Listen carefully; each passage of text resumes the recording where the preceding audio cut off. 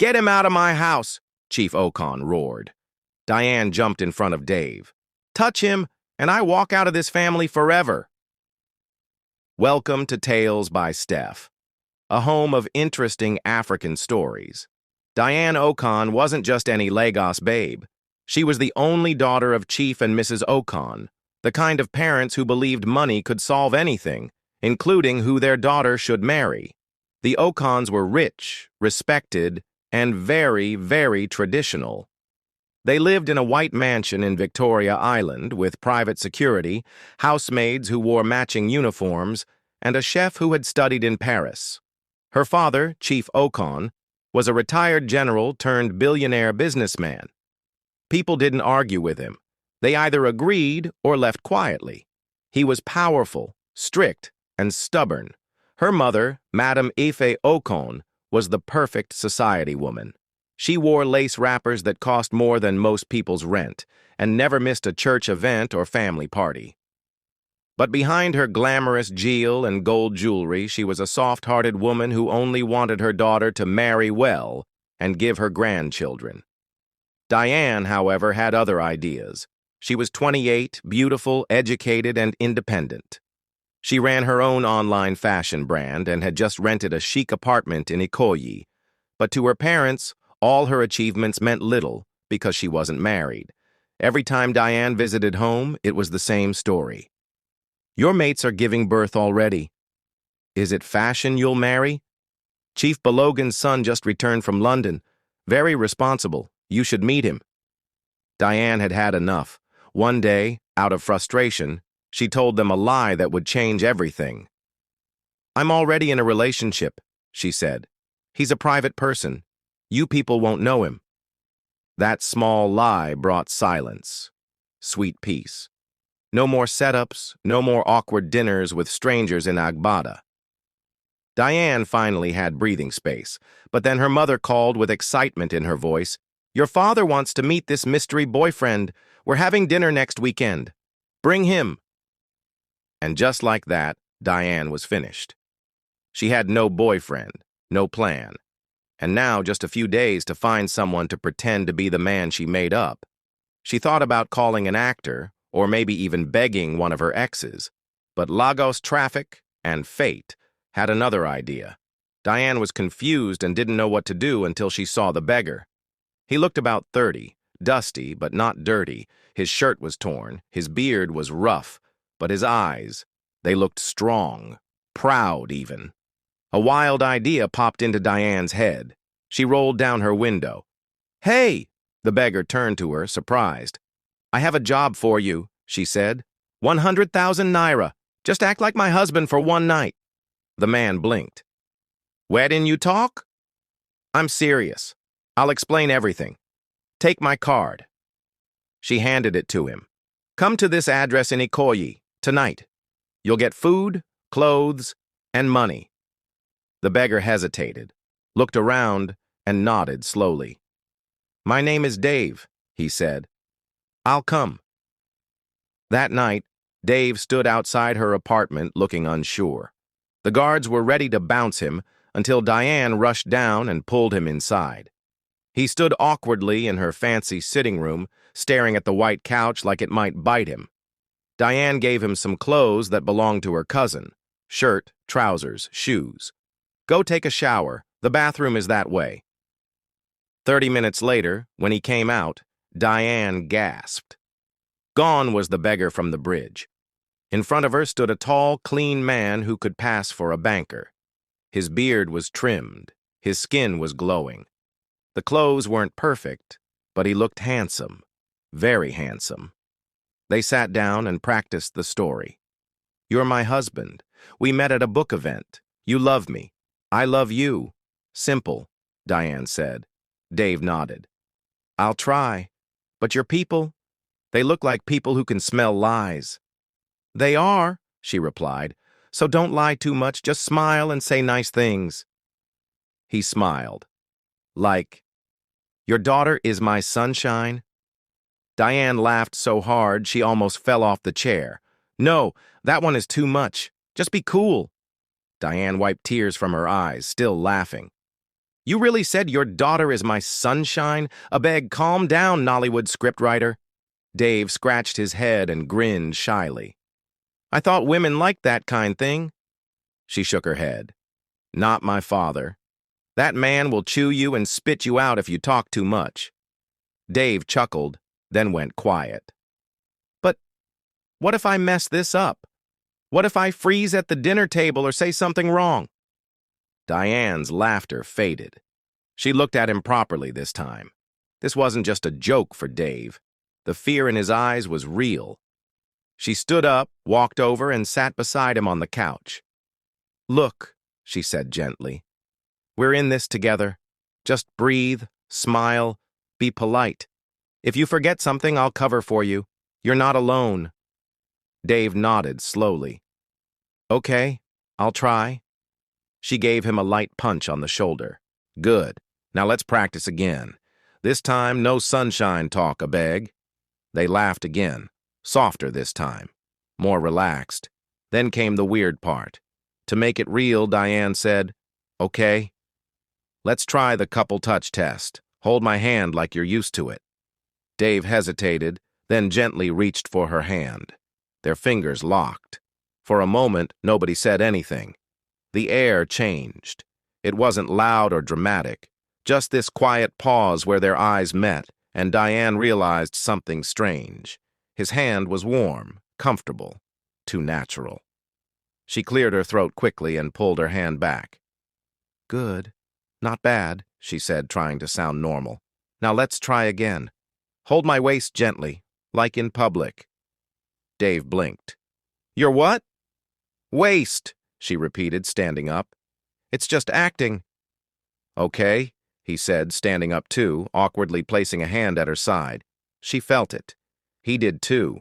Their eyes locked again, longer this time. Nobody moved. Then Diane broke the silence. That's enough practice for today, she said, stepping back. You can sleep in the guest room. Dave nodded quickly. Thank you. I'm really grateful. She turned to leave, but stopped halfway. And Dave?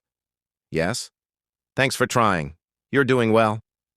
That night, Diane lay in bed staring at her ceiling fan, wondering why her heart was beating fast. And in the guest room, Dave didn't even lie on the bed. He spread a blanket on the floor and whispered to himself, God, what am I doing? Neither of them knew it yet, but something had already started growing between them. Something real. The next day, Diane took Dave to her parents. At the mansion, they welcomed them, and Diane introduced Dave to them. They were excited to meet him. Dinner was already served, and they were all seated at the dining table. Diane's hand was shaking as she held her glass of wine. Everyone at the dinner table was watching her and the man beside her like hawks. Her father, Chief Ocon, cleared his throat. So, Dave, right? What company did you say you work for again? Dave swallowed hard. His voice got stuck in his throat. His eyes darted to Diane, hoping for help. This wasn't the plan. He was supposed to act like her loving husband. Just smile, nod, say some sweet things, and get through dinner. But under all these eyes in this rich Victoria Island mansion, with servants moving quietly, chandeliers sparkling, and family members eyeing him like a fraud, Dave felt like he was about to pass out. Then, like a Nollywood scene, he reached for water and knocked over the glass. Crash! Water spilled everywhere. Diane quickly grabbed a napkin and started cleaning. It's okay, she laughed nervously. He's just nervous, Daddy. But deep down, Diane knew the truth. Dave wasn't just nervous, he was terrified.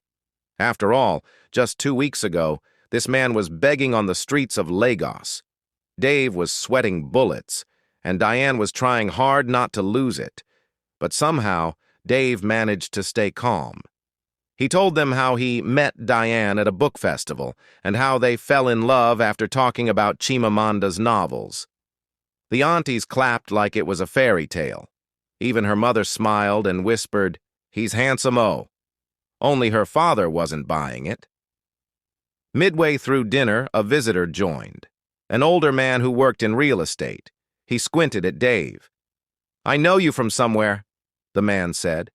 "Have we met at the Chamber of Commerce?" Dave's hand froze on his fork. Diane's heart dropped. "No," she said quickly. "People always say that. He has one of those faces." The man kept staring, but thankfully he said nothing more. Later, the chief asked Dave to join him in the study. Diane panicked.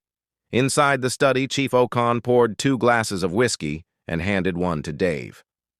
"Let's talk like men," he said. "Who are you really?" Dave's hand trembled slightly. "I'm just a man who loves your daughter, sir." "Don't give me that nonsense," the chief snapped.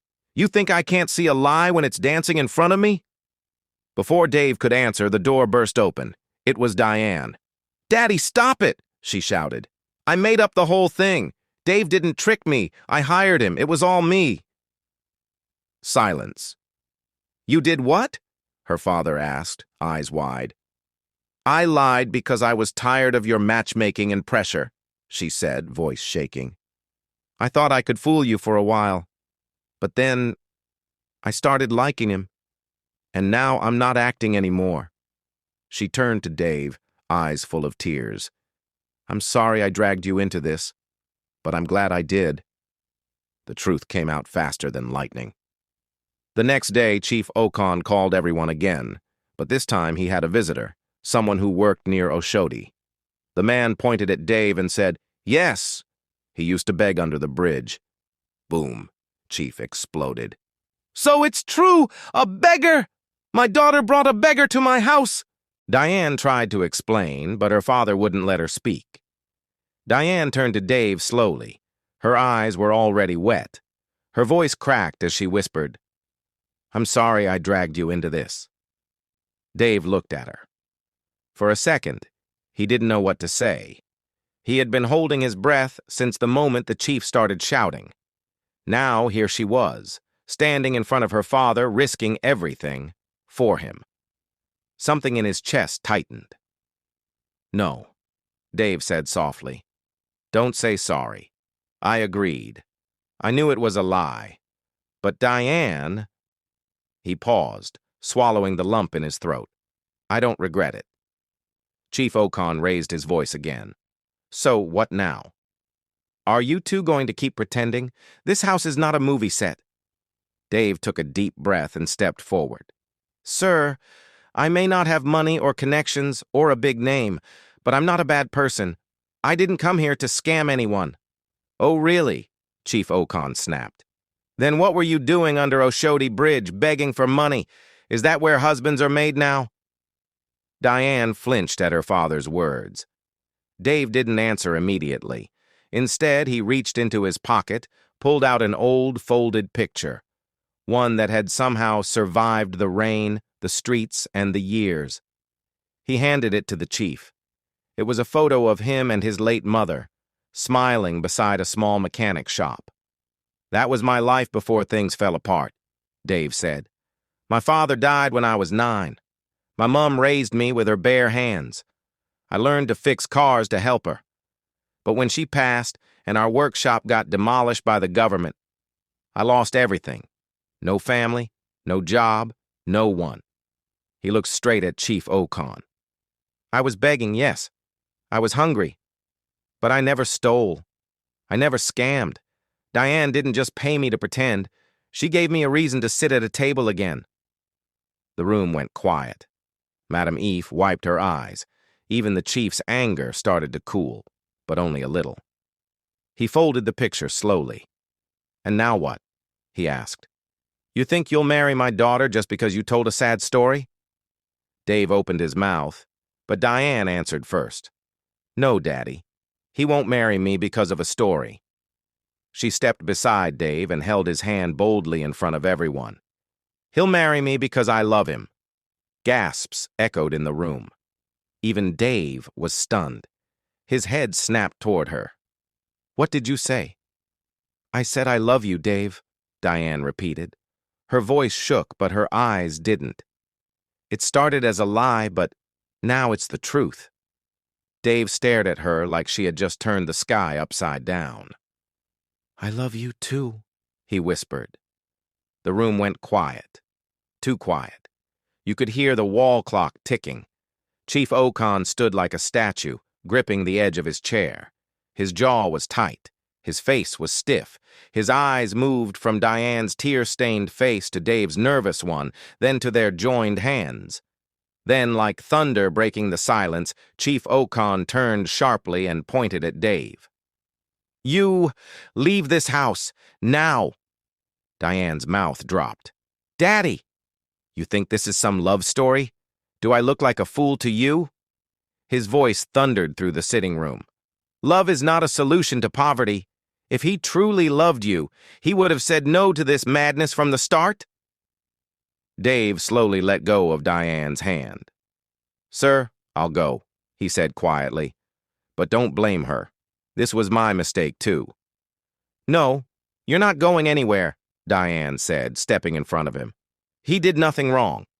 I said out, the chief barked again, pointing to the door. Dave looked at Diane one more time. His voice was calm, but his heart was on fire. Thank you for seeing me, he whispered, for treating me like I mattered. Then he walked away.